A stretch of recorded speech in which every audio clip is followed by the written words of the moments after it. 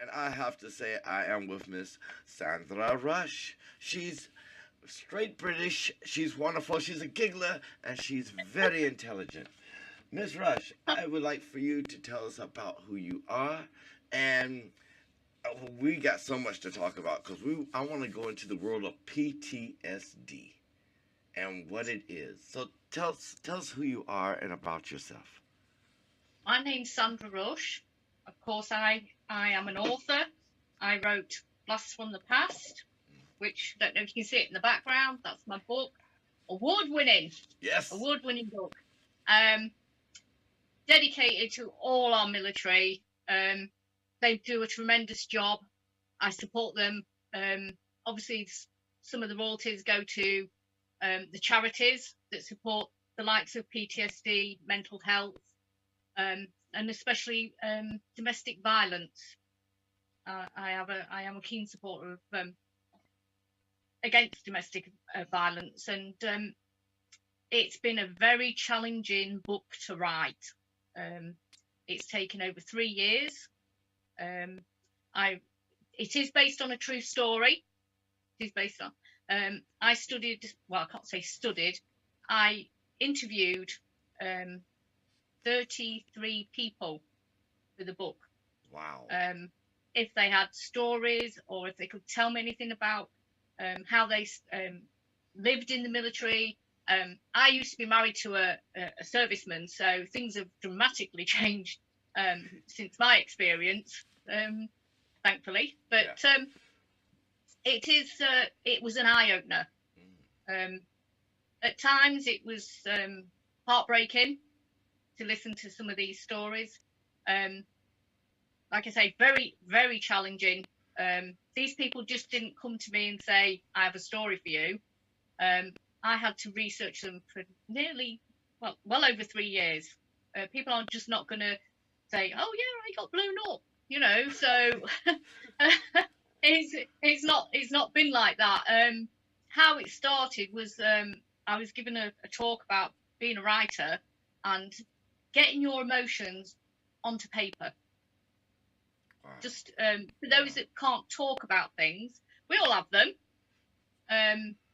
And it was how to express your feelings, get them down, write about them. I'm not talking about publishing here. I'm just talking about your emotions. What you are feeling isn't always what you can tell people. Okay, so these people was very closed. Not everybody. I mean, I was given a talk, and like I say, this lady approached me, and her husband was in Afghanistan, and the story is about those two people mostly, and who they came into contact with, what happened to them. Now you're talking at a time when, lives didn't seem to matter. Our troops, whatever country you're from, felt forgotten when they served in Afghanistan. I mean, I don't know about America, but England especially, our troops were forgotten. It was great while they was in the limelight, but when something was cleared up, the trouble went away, so did the people. They just disappeared. My question right there would be, I mean, I'm a serviceman myself, United States Navy. I find it very hard to deal with the stress that people put upon the servicemen themselves. The fear that I have is that one day, we become, as servicemen, the casualties of war. Yes. And that is you largest. Put on a uniform, you get paid for a job, you are expected to do that job. But when you take that uniform off, what becomes of that person when they don't know how to be a civilian? You become an expendable. Yes. I mean, you're basically a mercenary for hire, even though you're representing the country that you choose. And they really... You are a trained killer. You are a trained killer. Yeah.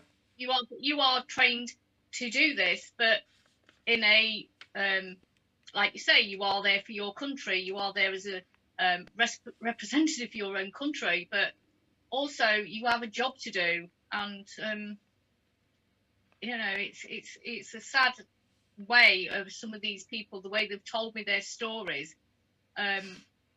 Heartbreaking, is just doesn't even cut it. Just doesn't even cut it. You probably know yourself if you were there. One guy told me he was talking to his friend that was out on patrol. The next minute he was Dead. blown into, into pieces. And his story is, there was like 12 pieces of him. They picked it up because they didn't want the enemy sort of like having these pieces to torment them with. So they gathered up these pieces, and he says he's haunted by that every day.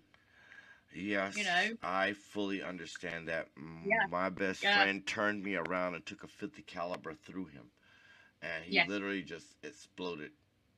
Yeah. And he's just not there anymore. Mm-mm. He's just not there. No. And this is what I'm saying about when people deal with PTSD. There's so many symptoms, and it's horrendous. Just the top of the iceberg. Doesn't even, the imagination of I mean, I hope to God that I've never experienced anything like you guys and things like that, but PTSD can start with the simplest of things: headache, nausea, sleep deprivation. That's what I fear have. of noise. Yeah. Do you see what I mean? So just even starting with that, the things that we're normal people. I mean, we all love in the UK. We all like things like Guy Fawkes Night, 5th of November. Yeah. Fireworks galore. Nobody really considers the fact that all these explosions, someone with PTSD, it's traumatic to hear all this. And they're not just quiet anymore. They're big, loud explosions. And, it's like, oh my God. But like I say, these people that suffer, they're afraid to go out. They're afraid. I mean, I interviewed one guy. He would not sit with his back to a wall. He had to be near something that he could see all around the room. Correct. That's how. Yeah. You're describing a lot of my traits. And you don't get out of that. Even now, he's been a civilian for 10 years. He cannot get out of. I have to see the room. COVID, it was a very good thing for us people with PTSD. And I'm not gonna say I have it or don't, but I'm gonna say COVID. The lockdowns were beautiful because we were able to concentrate and didn't have to fear so much that was going on. Because each thought was a trigger. Each thing that happened outside was a trigger. Sleeping at night. No, sleep deprivation. Like I said on the list, it's just these things. So not say normal person, but someone that doesn't understand any of this that's happened. The amount of people that have come to me and said, "Oh, I didn't know it was like that for people. I didn't know someone could be going about their normal jobs and just having a breakdown the next minute." Yeah, it's like a meltdown, and it's hard for them to trust people. I mean, you're talking about people you've trusted and they're no longer around. You've come out of that forces background. You are no longer in that family circle. Yeah. So you're talking like suddenly you have to start all over again. Who do you trust? Okay. Who do you trust? Who do you starting a new life at Civvy Street? You've got no backup. You have come from a big family. The military is like a big family. You have friends you make for life.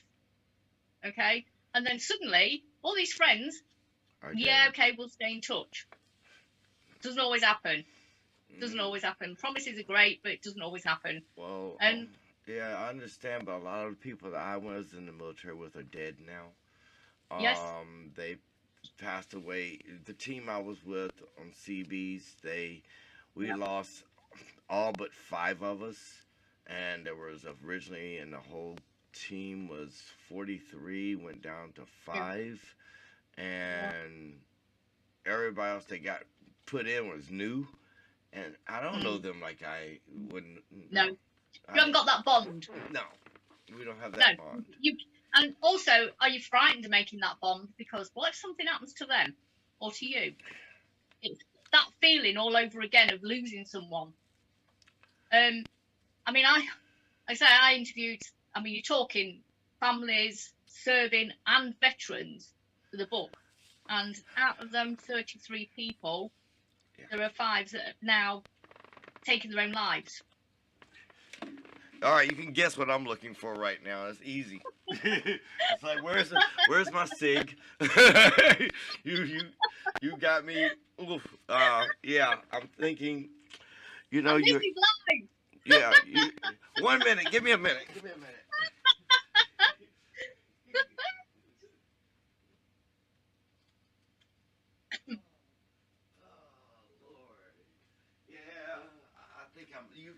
I honestly think you got something. You're hitting spots with this, and I mean, I'm gonna tell people, if you're missing the interview, it'll be replayed on Thursday. But yeah, she made me go get a cigarette. Okay, I'm kind of de-stress. It's hard. Yes. I mean, today's world, it is very difficult, and the thoughts that we have are totally different as well. I mean, in America, in our military, the guys come out and we want to hold that patriotism. We want to hold that love for our country. We want to just belong. But it seems so hard and far between. I mean, it's hard because it seems like our own country has turned its back on the. Yes, we get medical. Yes, we get. Hold on, we're gonna take it away tomorrow because we need this money to go towards this.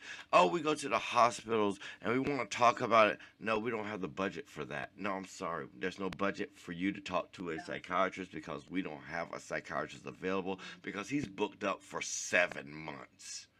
Yeah, this is why.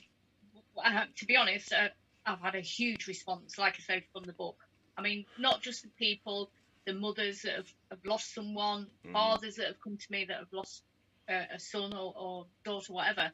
And I've had a lot of charities and associations approach me and say, look, we should get together. These people need our help. You can do this. We want your help.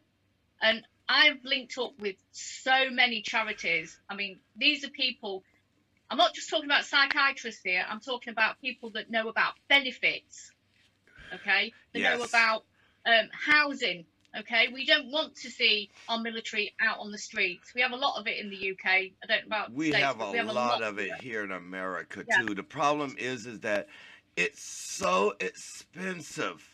I mean, you may come home and they may say, you may get the benefits of maybe $800 to $1,000 when the apartment you were looking at is $2,000. You're not able to meet their means. The government is leaving us dry. They're not helping us become back reintegrated into society. Even around the world, I've heard from other veterans, and I'm a member of veterans groups on Facebook, veterans groups on LinkedIn, on Twitter. I talk with people that are veterans, and they all experience the same thing, that we are like a lost generation. Yes. And it's a shame. It's forgotten. It's put aside. It's called a disgrace. It's almost like the Vietnam era. It's bad. I mean, you come home. They call you baby killer. You come home. They call you every name in the world, and you wouldn't fight for your country, and your self-esteem is now down to nothing. Well, this is what I'm saying. I mean, I don't know if you know these people that have these problems with PTSD. I am in touch with a lot of veterans, things like that, groups that are run by veterans that have these problems, okay? They know the issues, they know about housing, they know about getting you back on your feet. They know, even if you need a psychiatrist, but to be honest, to me, I've found a lot of them brought comfort just telling me their stories. Okay, I mean, one guy. This is what I say by really hurtful. I mean, the book was completed, and I asked each one that had taken part in the book, give me a sentence how you feel about the book now it's finished, not just whether you want to say something about the book now you've read it, because it was before it went to publication. They had the last say. If they didn't like something, they had the last say. I gave them those rights. Okay, I didn't want to publish anything they didn't agree with. Okay, that was my promise. Okay, not like the journalists they'll publish anything and make up a story to go around it. They're a bunch of frauds. They lie. No. Media, Yeah. I'm sorry, journalists out there, news reporters, they give you a story and they make it so glorified and so beautiful, but they're liars. They misconstrue words, they take things out of context, and last but not least, they just straight lie. And that's why I sought you out, because I said, this woman, the only way to get the truth is in England. She should be able to tell the truth about what the veterans are feeling, what we have in our heart, because... Yeah. That's the story. Yes. That is the story. That is people, what happened to them, whether or not they got their lives back together. I mean, like I say, one guy, I worked with him, I feel like I've bonded with the people that I've worked with. Okay, I made a promise to them. They feel I've filled that promise. Okay, I'm still in touch with them today. Beautiful. I would not betray a trust. Okay, that is me. They told me things that I shouldn't probably, but it was their story. It come across them. I mean, one guy did say to me, I feel like I'm back there. Sometimes you do. He says, that's what I feel, I'm back there. And one young lad, bless him, wonderful guy, he gave me a sentence, and I said, it doesn't have to be about the book, it's just you personally. How do you feel now the book's finished? And he says, I wish I'd have spoken about this a long time ago. Okay. And the next day, the book went off to publication. I got whoever wanted to say something did. Not everybody wanted to, but it's their choice. And I got a call from his brother saying he couldn't stand the pain anymore and he'd taken his own life. Yeah. And I was totally, I've got to be honest, I was gutted, absolutely gutted. He was doing so well. My first thought, I've got to be honest, was it the book too much for him? No. No. And that's what his brother said. And I said, look, he's made a contribution. Do you want me to take it out? Tell me now. And he said, no, do not take it out. He wanted to do it. It was his choice. I didn't bully him. I didn't do anything. His brother said it was right. He said what he felt. He was glad he spoke about what had happened and what he'd seen. He just couldn't take the pain anymore. The pain is what we suffer from the most. We don't see the world the way the civilians see it because we've been there. We actually see the dirt behind the scenes. People don't understand that everything that we're told to do or we're not fitted to do or we're not trained to do or we're not... You don't want to cross the line. That line is so blurry. I mean, you could lose everything or you can gain a new rank. You could lose the trust of your fellow men and women that are beside you. Or they could just say, you're not fit for duty. Why? You trained me to be this machine. You trained me to go through this. You trained me to walk this path. You told me I'm a lean, mean fight machine. Yeah. And now you're telling me once I get out, I'm a nobody? I'm not fit. That's what for I said anything? to you. Because basically, you've gone through, I don't know how many years did you do in the military? 14. Exactly. So you've gone from that family that's taken care of you all this time to coming out and What?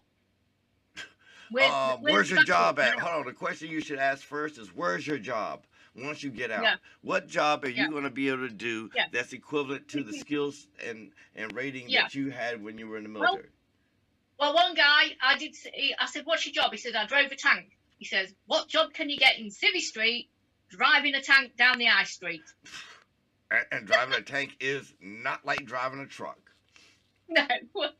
So, And you got to get this is why certifications. New certifications to drive a truck. I mean, you got to go back to school. You got to, it's like, excuse me, I'm good at handling a weapon. What kind of job can I get? Well, let yeah, me tell you now, the new style is that you need to go back to school, get recertified. Hold on. I know people that have degrees in medicine. They're MDs. yeah, They went into the military. They're ready for combat, medicine. yeah. Combat medicine and working in a hospital are It's not the same. not the same. It's like, it's not working in, forget triage. Triage is not combat medicine. No, we talking about No, emergency room medicine. We got to go, this person, we got to cut them open. We got to get the job done. We got to get them ready to go right back out in the field. Or yeah, how about the person that's in the military, they get shot themselves and they're strong enough to pull their own bullet out and yeah, keep going because yeah. they got a mission. They got a will that says I got to do and I can't stop and I Keep won't going. stop. Keep going. Right. Because I got to save That's my it. buddy over here and I have my brother over here, my sister behind me, and I got to do this not for, and once you're on that field, it's not for really for your country. It's for No. the people beside you. The comradeship. Yes. And It's the comradeship. they don't understand. That's the family you're protecting. Yeah. That is the family you want to protect. These people feel exactly the same. And this is what I'm saying. When people come into Civvy Street, where is that?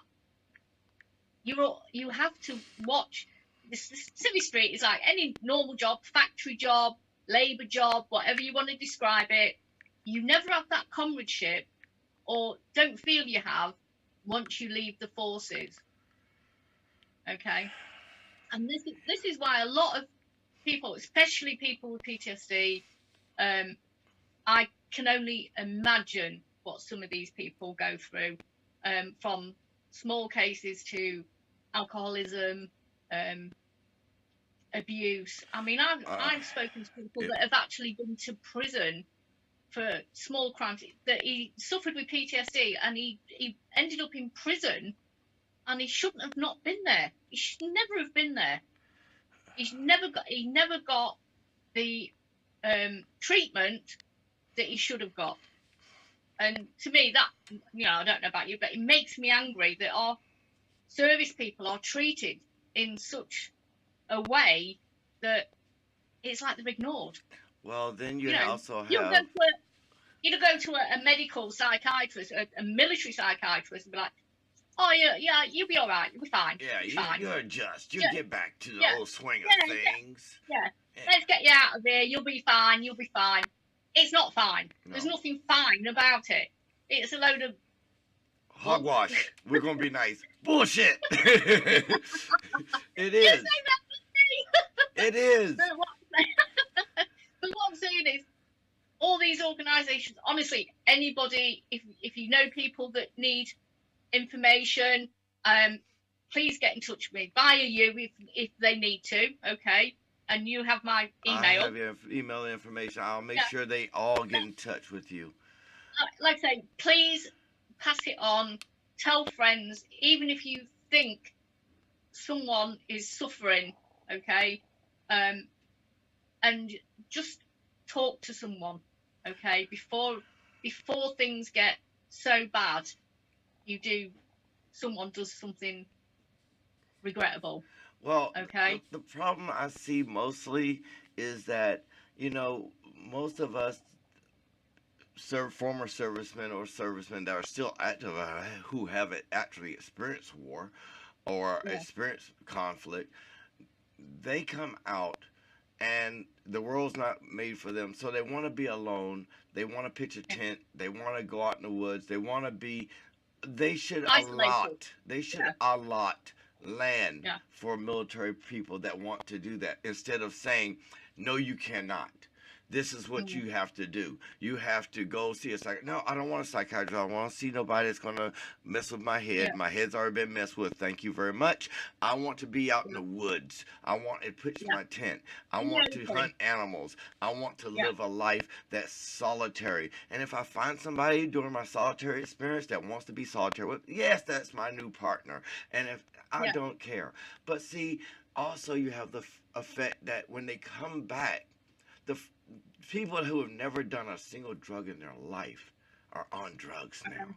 They're Yes, I know. they have to Get through pacify. the day.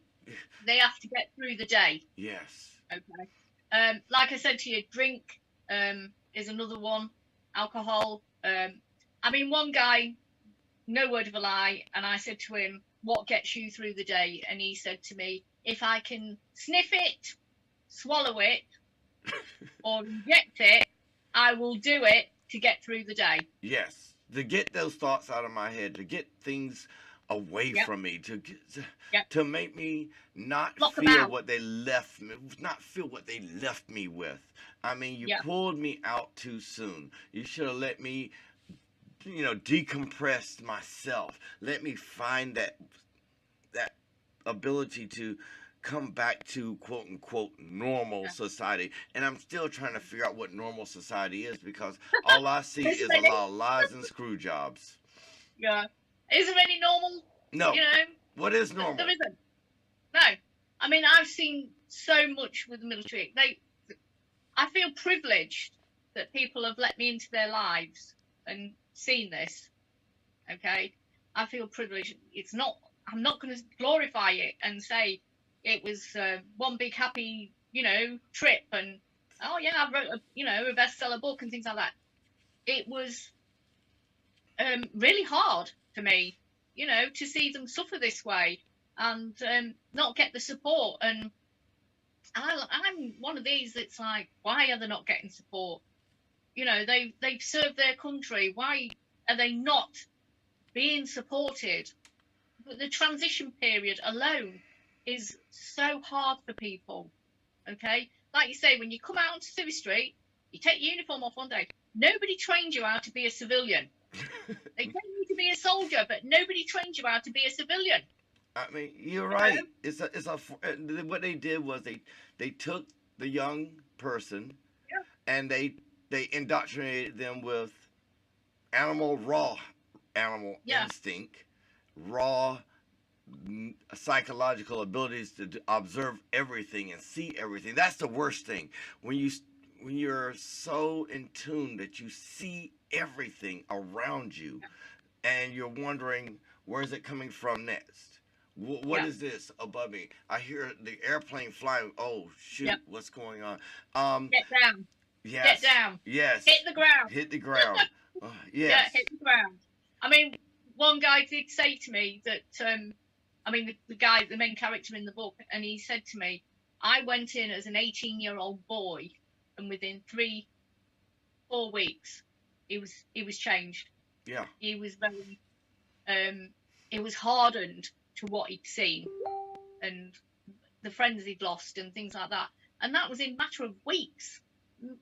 But he went in with a, let's say, cocky attitude of, oh, I'll get in there. I'm 18. I'm going to save the world. Yeah. This war will be over once I get there. Just out, trained and whatever. Great. But he hadn't prepared him for the real war. Okay. And things that he'd seen, like yourself, messed with his head. I mean, he did something. When it started happening, he got help and talked about it and things like that. Whereas others suffered in a different way. They become very closed. How to trust someone. Your instincts are still there, but do you trust that person? So nobody trains you how to be a civilian. You've got to learn to make these friends. You've got to have a new job. You've got to have somewhere to live. You go into an area that maybe you've never lived there before, but it's a cheaper place to live. Yes. Okay. Conversations are different. Your conversations are really different from when you were in the military. That's the one big thing I've noticed. People are not to the point in their like conversations. They like to long wind and talk, and I can't stand it. Long winded. I mean, it's difficult to sit there for an hour to talk about something that takes 15 minutes. It's difficult to sit there and think, how can I do this when everything is against you? Number one, it's against you, and it's hard to find that place where you can feel comfortable. I mean, when I went into the Navy, I went through Great Lakes, which is here in America, and it was an experience. It changed a lot of the disposition that I had about what going into the military was about. The training all the way through, and then here you go. You're going to war. Well, now you got to have this new mindset, this new disposition, this new way of living and thinking, because now you're in a foreign country. You're living off of packaged food. You're not eating the good, you're not eating the cafeteria food or that McDonald's or whatever. You got to go packaged food, and you're in a place where you really don't want to be, and it's 100 degrees to 120 degrees out there, and you're walking around in desert sand. Or how about those people from Vietnam walking around in a jungle that has everything biting you and wanting to kill you? Or, well, how about us in Afghanistan? We had spiders, scorpions. We had animals living under the sand where you had to put mat down. And then at night it was sandstorms, and it was cold. At night sometimes it was just blistering, freezing. You can freeze your water up real good at night. And sometimes you don't get mail. No. You don't, but you don't want it. In reality, you really don't want it. You say you want the mail, you want the pictures, but in reality, you got to survive. And thinking back at home, and the people are sitting there, and you're not thinking you're saving them or preventing war from affecting them. No, you're thinking, number one, I got to survive. I do not want to see pictures of home. I don't want to hear from my wife, and I don't care what she does. Oh, in the back of my head, here it goes again. Oh, she's cheating on me. Oh, she's doing it. She's having an easy life. She's having an easy life. She's going to the shop. She's getting proper food. Yes. She's doing a job. She's doing a job. I'm stuck here. And it's the loneliness is a problem. The loneliness. I mean, it's almost like being in jail. It's almost like, I hate to say, being in jail. You don't know which way to turn, and you don't know what's coming next.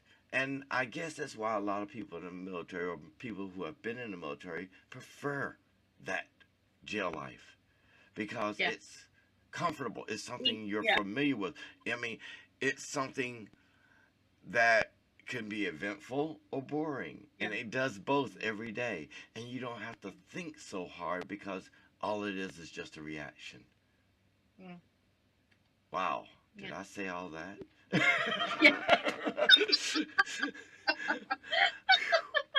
Well, you brought me down off my little shaking mode. Did I just do it? Don't tell the husband. Did I just open up or something? I don't know. but the truth is the truth. And and you have to talk about it. You have to open up. You have to let people know what's happened, why you are this way. Nobody knows. It's like, great, glorified this, that, and the other. But they started bringing people back from Afghanistan, plus all the shootings that happened as we was trying to evacuate people from Afghanistan. You remember? Yes, I do. That was the dumbest move all the countries made at one time. You left your people behind, left your equipment behind, and brought more of the people from Afghanistan than you did your own soldiers. Yeah. Who came first? Yeah. So where is the justice in that? We never see justice. We never see it. And I never stop talking about trying to sort of like, I'm not trying to win a one woman war. I'm just trying to let people see and understand what happens to these people, why they get treated this way, what happens to someone when you start to spot the symptoms of PTSD. Okay, it's making people aware. Okay, we shouldn't have people sleeping on the streets. We should not have them not getting treatment. These people have served a country. We're supposed to respect that. Where is the respect? There is none. There is none. But we need to let people know, yes, thank you for your service. Yes, this is what we need to do. Let's get this back up, you know. And I'm fortunate in a way that the book has done one thing. It's made people aware. I mean, I have people coming to me on the street saying, I didn't know that happened. I didn't know, you know. So even to make people aware of, you know, spotting these symptoms and, you know, like you say, the military, they deserve so much more than our respect. You're right. I mean, I mean, between the military and teachers, I think teachers deserve more pay around the world. I'm sorry, because they do a lot of work, and the military, they need more than just respect. They need to be. I mean, you look at the olden days, and you say the people went in the military, they came out, and it was nothing. So I guess that's what's supposed to be the tradition now. You go in the military, you come out, there's nothing for you. Well, I mean, literally. I'm currently writing my next book, and it's based on World War II.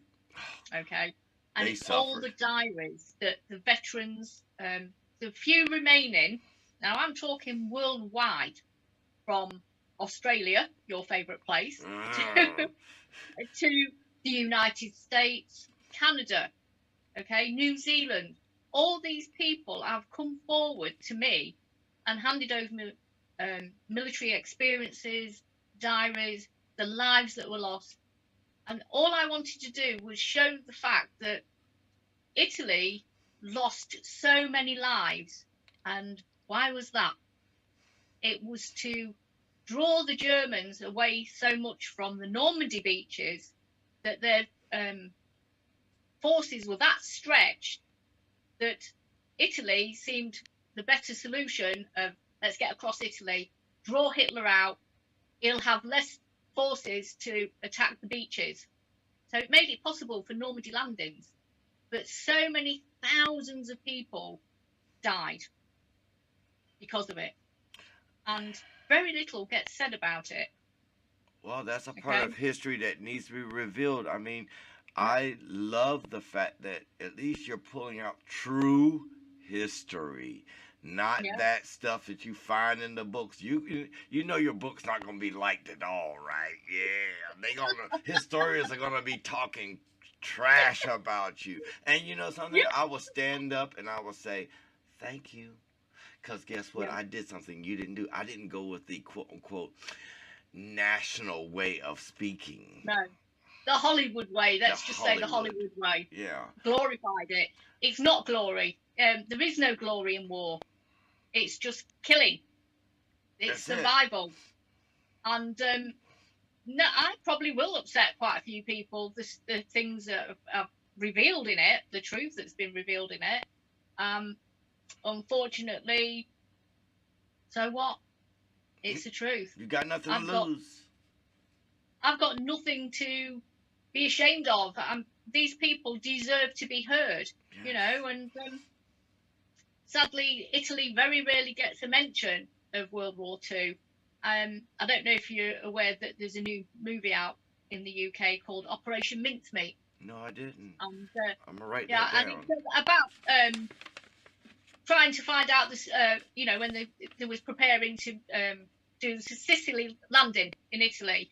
I went to see it, but I still found it a little bit Hollywood type. You know what I mean by that, don't you? Yeah. They throw enough falseness in there to make you happy. I only went because I thought, okay, I am covering Sicily. I have been working on this book for even now, at least 2 years.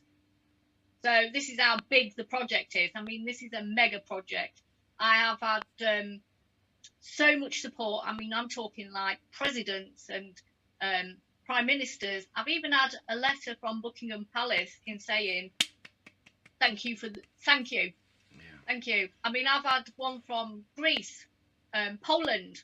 Now, all these countries fought in the Italian campaign, and I've called that forgotten heroes because nobody remembers them. Nobody. Well, here in the United States, we don't even hear about. We didn't. Well, honestly, we didn't know that Greece and all these other nations were in that campaign to pull them aside. No, they made it sound like, oh yeah, we stormed the beach, we lost some Marines. We stormed the beach, we lost some Marines, and it's like they want you to believe the cut and dry story, but they didn't tell you way over here we were separating them and we got them to come this direction so that they could land on the beach. But we still got our butts kicked coming on the beach. But you know, it doesn't.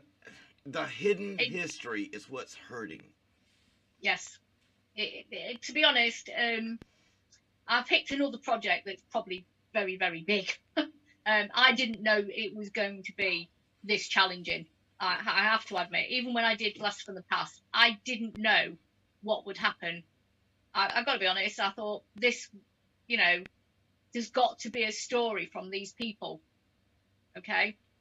And I put out, I'm a member of the Italy Star Association, Battle of the Bulge, South African Military Association. So all these people have made me members for me to have their say. That's trust. And to me, that's a great honour. That is a great honour. And the most touching, if you like, experience about it all is I sent out the word through all my social media, all my associations across the world, okay? And the response was phenomenal. I mean, one little lady, I mean, even their children are now old themselves, okay? So you're talking some of the children are now in their 70s, and I received 2 Italy medals. Now you're talking pieces of metal like that, and all that was on the envelope was my name and address. I don't even know how it got to me really, because it was hardly legible, okay? And I opened it and I thought, what's this? And it was just like 2 chunks of metal, badly tarnished. You couldn't see what they were. You could vaguely you could see it was a star shape. Right. One was a star shape. The other looked like an old coin, okay? And there was no address, no return address, no letter, nothing. So I cleaned them up, and you could see I've kept them. I've had them restored. I've had them authenticated, and I sent out amazing sort of like, please tell me if you sent me these medals. Please tell me if they're yours. I need to know that, you know, they are here. What do you want me to do with them? Do you want me to keep them? But nobody came forward, and I took them to a military museum, and they authenticated them, and they said, I think it's someone that either hasn't got them to leave them to someone, a relative, you know, they're alone, or they just want you to have them. I had the ribbons replaced. I've cleaned them. Well, I've had them cleaned up, authenticated. They're here. Should that person ever come forward and say they're my medals, you know? But I don't know. I don't know why I was sent them. They were just. It was just a very touching present, if you like, you know. And I will keep them. I will keep them. If anything should happen to me later life, they go to the military museum. Very good. That was the arrangement. Well, because I have no one to leave them to. I gotta say, we pass on our medals, especially the ones we've earned, to someone that cares, someone that understands. I mean, it's not like today's world. The kids don't understand. I mean, the military seems a lot weaker. Their attitude, their disposition is a lot weaker. Maybe we have less PTSD with the forces that are going in there, or maybe a lot more. I mean, the way these kids are, they're not prepared for nothing. No. Well, we're at an age where it's computers, mobile phones. We're not trained for all this trekking across fields. When you join the military, this is what you do. You do the marching, you do the cleaning of the barracks and the scrubbing of the floors and looking after your kit. Your kit is one of these things that will save your life. Yes. Okay, so you look after your kit. Very rarely now, oh, I broke my mobile phone, Mum, can I have a new one? Yeah, okay. You see what I mean? Yeah. So there is no sort of like that personal connection with your possessions. No, there's nothing. There is no, you need to know that gear looks after you. Your kit looks after you. Your field rations feed you. Okay? You have to look after these. But nobody has that knowledge till suddenly it's dumped on them. And I wonder if they could survive if it's dumped on them, because the way it looks, I mean, I'm sorry, all the nations around look kind of weak because everybody's dependent upon technology. And Yes. say, example, somebody that says, okay, guess what we're going to do? We're going to switch all this technology off. We're going to drop a neutron bomb in the atmosphere and just shut it all down. Well, guess what? Do you know how to start a fire? No. Hold on.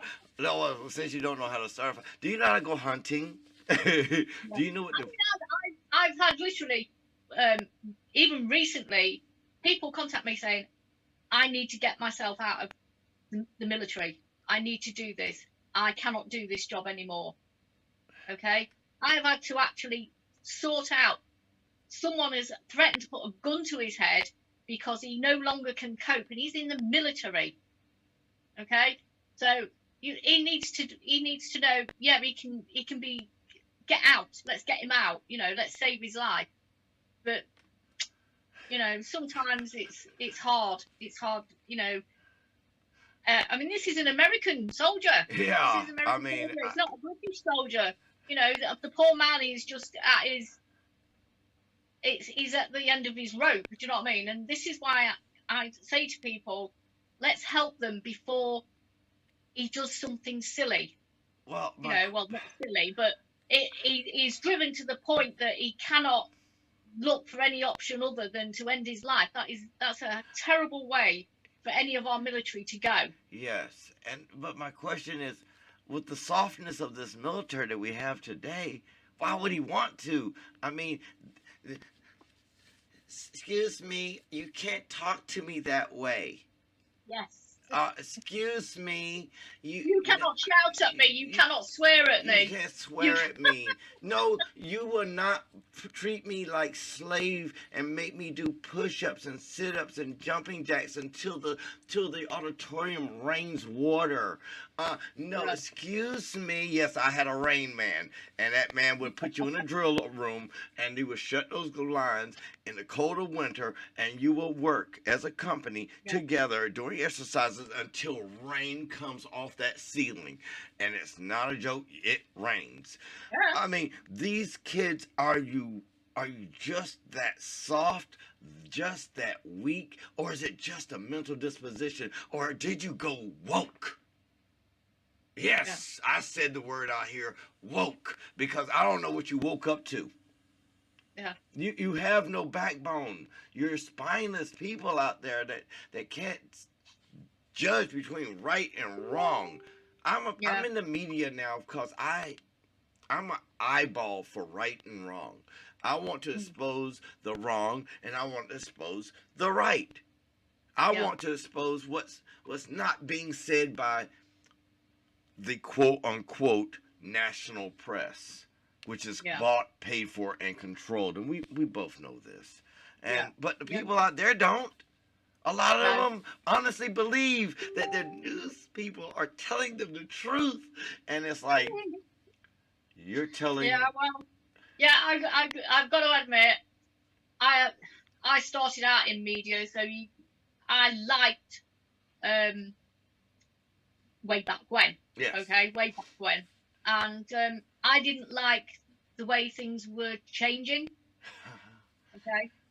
So I looked for an alternative way of still writing. I love writing. Yes. I will never give it up. Okay. When they bury me, I will have a pen in my hand.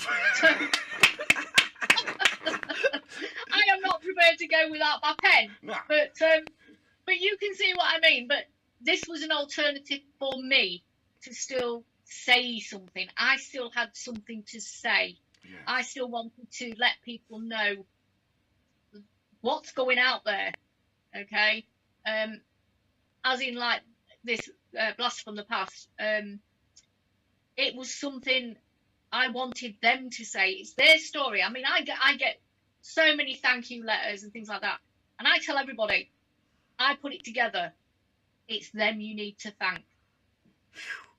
You know, every time while I'm sitting here, I'm just saying, why do we neglect our servicemen and women that go overseas? Why do we let them why can't we just give them their freedom and let them have their own location if they want to be out? Why do we compile them with more stress and more stress and more stress? It's like layers upon layers upon layers. And we bring them into a society and we say, no, you got to change for us. Well, hold on. I fought for you. Mm. That's the problem right there. The world over is the same. The world over is the same. And I mean, I recently went to Chicago. Yes. Okay. And I was, it was a lovely experience. I'm not going to deny that. I got to speak to some veterans. I got to speak to some serving military in Chicago. They welcomed me, and I'm really pleased they did. Okay. And so many said, oh, I've never said that before. You know, I've never told anyone that before. Yeah. Because you've got to say to them, you've got to be that compassionate person, but in a direct way. You know, and as much as you want to sit there and cry for them, it's like you're not helping. No. Help them. Find a way to help them, support them, thank them, and don't let them think that they are alone. Okay? And this is why I signed up with so many charities, associations. I mean, you're talking across the board. Like I say, there's veterans associations that are run by veterans that have coped with this, PTSD groups and things like that. Military people that are trying to help others through their experiences. Okay? And it's whether it's housing, jobs, employment, it's out there. Okay? We need to say to them, you're not alone. Okay? You're not alone. Doesn't matter what you've been through. Talk to me. Let me support you. I'm not going to say I'm going to help you. Okay? You have to say to me, here's my hand. Okay? Here's my hand. You offer the first thing you say to anybody when you shake someone's hand, you're showing them, okay, that you are that person. You are, I don't know, unarmed. Okay, you're offering that person. You're offering them your hand. This is what you do. You're offering a hand in friendship. Okay, but there's more than a word. You have to be a friend. Yes. Okay, more than a word. You have to say to them, look, let me support you. If you want my help, talk to me. Let's get this ball on the road, okay? And that is the main thing. Get them the right support. I have had these people come to me, and one of them he's now in therapy and things like that. And he said, I wish I'd done it a long time ago. It's always, I wish I had. Okay? I'm saying to these people, please do something. Okay? You are not alone. It is not everybody feels, thank you, off you go. Okay? You know, you're out the forces now, tough, you've done your job, you got paid, so what? It's not like that, okay? It's got to be that we respect them. They deserve so much more than just our thanks. They need support. I mean, so many people I'm in touch with that are coming out the forces, and it's like, how do I do this? Okay, how do I get a housing form? I can't go there. There's no school there. Okay, I've got children. Marriage breakups. No. The amount of marriages that break up because they're away. So this is what I'm saying. You know, guys, girls, whatever, just talk to someone. You know, if you feel down, even if you feel you can't, just email someone, write them down, put your thoughts down. Don't let it escalate into a depression. Okay, there is people out there willing to help. Trust me, I know. Okay, and it's happening across the world. Okay, this is what we need to do. We need to show them they are not forgotten. Okay, there is support out there. They are not forgotten. We're not going to let them be this way. I get in all sorts of trouble with various publications saying, okay, I've met a senator. What are you doing about our troops? They shout this good shout of, yeah, we back our troops, blah, blah, blah. Okay, show me what you're doing. Nothing. Don't just talk. They're not doing Show nothing. me. So, you know, these things happen. But honestly, I can't say this enough. I can't get the message across as much as I do. Every time I do one of these talks or interviews, I say to people, please talk to someone. Just talk. Okay? If you can't talk, write them down. Email me, whatever. Okay? You're not alone. I don't want anyone to feel this was a mistake joining up. This was a mistake coming out. It's having a bond with someone that you know has been through it. You know someone that's experienced it. I can talk till the cows come home about this, but at the end of the day, they need to make the first move. You know, they need to do this. You're just one beautiful soul. Thank you. I gotta say it. I have to say it. It's because you're doing something and saying something that many of us wish we would hear. I mean, yes, there might be a lot of foundations and a lot of businesses. Oh, did I say the word businesses? Okay. A lot of interest in helping veterans, but a lot of big words. A lot of big words, yeah. A lot of corporate entities.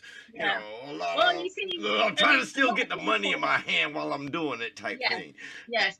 I get nothing for helping anyone, trust me. And I've had a lot of people send begging letters.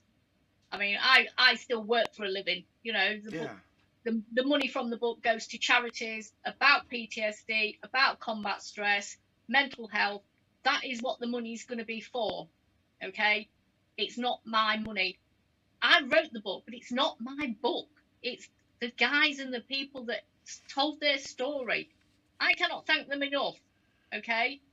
But at the end of the day, it made me aware how much they are forgotten, okay? Things have, like I say, I was married to a military guy. And from then to now, so much has changed. So much. And they're not treated brilliantly. I mean, when I was married, you're talking about the Falklands. So that's God. Okay, I know the year. We leave it alone. Don't go there. Don't go there. Yeah, I got to put my chest up for that one. I'm an old lady. But do you see what I mean? Whereas there were still people that suffered, but you never heard from it. No.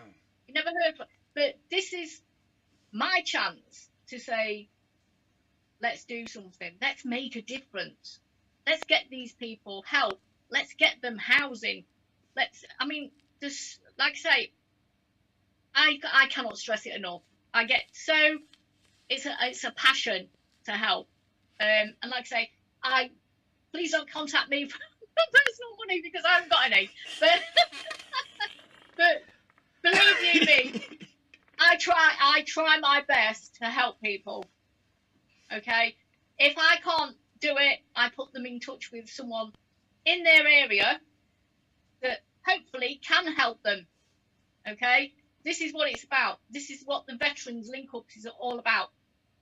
Everything that I'm involved with goes back to mental health, PTSD. Okay, and like I say, even domestic violence, because it is a hard thing to accept that you need help. Nobody wants to accept that. To start with, I'm fine, I can cope. Just a headache, just a bottle of pills, just a gallon of vodka. I'm fine. I can get through the day. You know. Just a gallon. Just a gallon. You know, I just you know, picked a bad time to give up glue sniffing. You know. So, but do you see what I'm saying? So Yes. at the end of the day, this is what it comes down to. We, as a forces family, okay, have to stick together. We have to support each other. Without that, we're just doing what the government wants us to do, and that's disappear. Hide in the shadows. I often get, oh, let's shout loud enough, she'll go away eventually. No, I don't. I don't. But unfortunately, you know, like I say, I cannot stress enough, if people need help, get in touch. Okay? If people want to talk, get in touch. You know, it starts with, I served. Okay? Oh yeah, I know that area. You know, Hellman probably, you know, and I was like, oh yeah, I know that area. But they have to want to help themselves. They have to make that first move. They have to offer that hand of friendship and say, look, I'm going to trust you. I'm telling you something I haven't told anyone else. That's not going to happen overnight. You have to earn that trust. Okay? You have to earn that respect of saying, I'm trusting you. What happened to me? Nobody knows this. Okay? This is why the book took so long. This is why the book became a labour of love, if you like. So, but I can't stress enough that our forces do deserve more than just, oh, thanks. Okay, here's your paycheck. Oh, off you go. You know, so it is just the way I think they should be represented. But I can't do it alone, and I need these people to say, let's start making a stand here, guys. Let's, you know, and girls, let's just say, this is what's happened. I know so many people that's been lost, and families every day. I'm flooded with mail every day of what's happened, and you've helped me understand what could have happened to my son or daughter. It's not just men, but you know, and I think, oh, that's a lovely letter to say thank you. You've helped me understand. And without them sort of saying, start making a difference, it shows that there is a love of life in this book. There is that passion to say, let's get, you know, these people help. Yes. There's even in the back of the book, there's helplines. There's, you know, it's come from the people that were there. I have to say, you know, I hate to end this interview because, my God, you're just wonderful, and you're true to the heart. But I want people to know, give them your book, tell them a way to reach you, and please, people, please, I want all the veterans out there, just bombard her with stories and information. Even if you have to sit there and write in my hand, take your time. Talk about what your country, because this network is worldwide, literally, Global Enlightenment Radio Network. We are literally worldwide and broadcasting. So I want everyone to get in touch with her, write your story, talk to her, send her messages, get in communication. World War II veterans, come on, people, get together. Let's do this, because it's worth. It's worth it. It's worth it. Okay, it's worth doing this and getting that stress off. It's like, it's like shedding your skin. It's worth it. I mean, yes, we've all done some crazy things. I mean, whew, if I could only tell you half the story, crazy things that during my time in the military, crazy, and some dangerous things that cost people their lives. I'm not going into details about that, but it cost a lot of people a lot of things. All I'm gonna say is there are incidents which we all have suffered through, seen, been through, and lived through. I just say, forgive yourself first. Yes. And then move on. But you gotta talk about it to someone, to someone you trust. And guess who I got on the air right now? Someone you can trust. And if I trust her and I broke down and had a little tension moment, you know, I can't call it what it was. No, just a cigarette break. Just a cigarette break. Yes, I had a cigarette break. I'm gonna be honest. I had a cigarette break. She's right. I mean, we friends. Look, that's my buddy right there. Yeah, I'm gonna say that's my buddy. She saved me. She saved me. Couldn't figure out a new word to use, but she got it out for me, and I say thank you. Yes, if you have any questions, wants to talk, need to talk, desire to relieve that stress off of you, this is the lady I would suggest going to. And also, I'm going to refer this wonderful lady to my other co-host, Dan Perkins, because he does Songs for Soldiers every year, and that's his nonprofit to help the veterans. They give socks. They give, which socks is a big thing. You can always get shoes, but you can't get socks. You can get underwear, but you can't find socks. Come on now. But let's be honest. That's what it is, isn't it? Yes. You need socks. You need practical things. And you know something, that's what hurts. You can be given everything in the world, but the practical things that you're looking for or the practical things that you need are never given to you. No. You have to go out there and somehow struggle, work, be in pain, damn near die because you might have caught pneumonia or the flu. I mean, to get to that. Even foot sores. Oh, listen, I have a calcaneus heel fracture. I know foot soles very well. I need them. I mean, if I had to run, I could run that mile real quick. I mean, it'd be painful, but I could do it. And it's not like the body's weak. The body would take the pain because it's all up here. But on the other side, there's so many things missing from that the veterans need. And they need our support in general. Across the board. Literally. It doesn't matter. They should give. It's how it is. They need our support. They should just give the veterans a plot of land and let them just be happy. Yes. I mean, I'm sorry. I mean, a lot of us can't be in your beautiful society with your tall buildings and your motorized cars with batteries in them. They don't fit. They don't fit. It's like a square peg in a round hole. They just don't fit. Well, tell them where to find you and all the beautiful information about yourself. Anyone can reach me. The book's available on Amazon. Most bookshops, I've been told worldwide, it's places have been getting the book left, right, and centre. You can also reach me by email, and it's s.m.rush2019@gmail.com. Okay, that's my email. Anybody that wants to write, I will get back to them.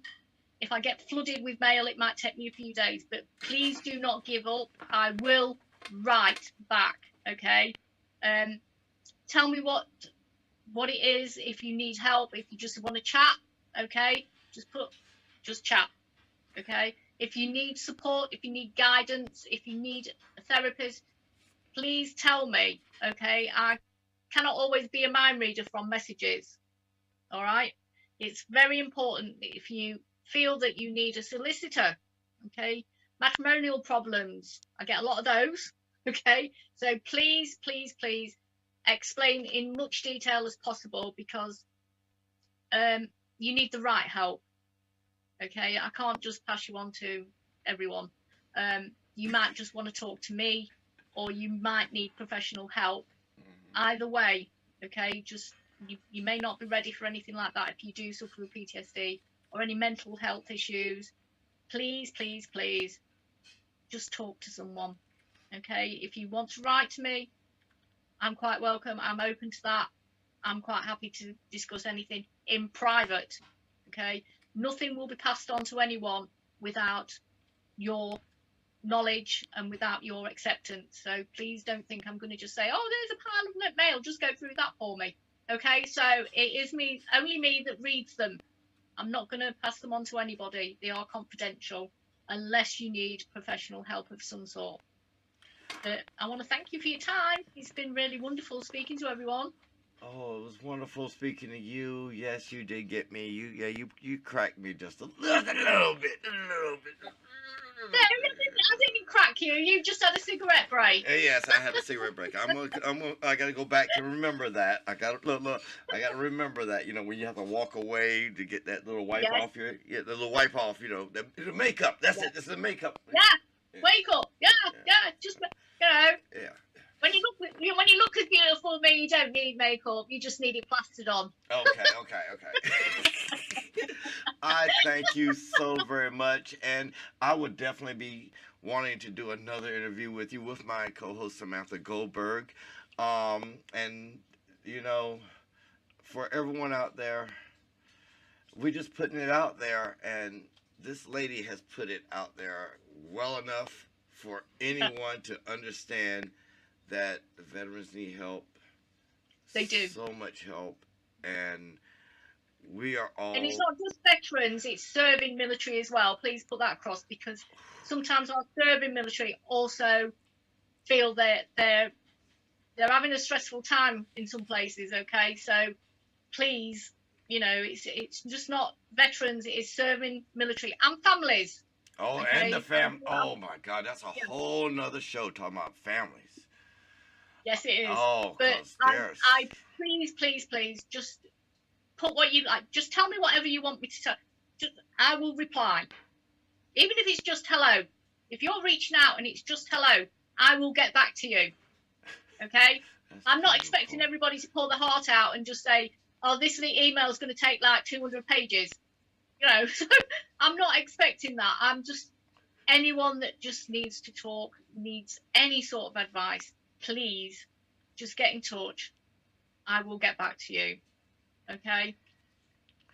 Well, I'd like to thank Miss Sandra Rush for saving us. Thank you. She's saving us the time and the energy of going to one of those VA medical centers to talk to people that are just going to push you to the next person. They're going to push you to the next person. Maybe 6 months later, you'll see a psychiatrist if you haven't already gone through the psychological disruption course that they've given you for 6 months.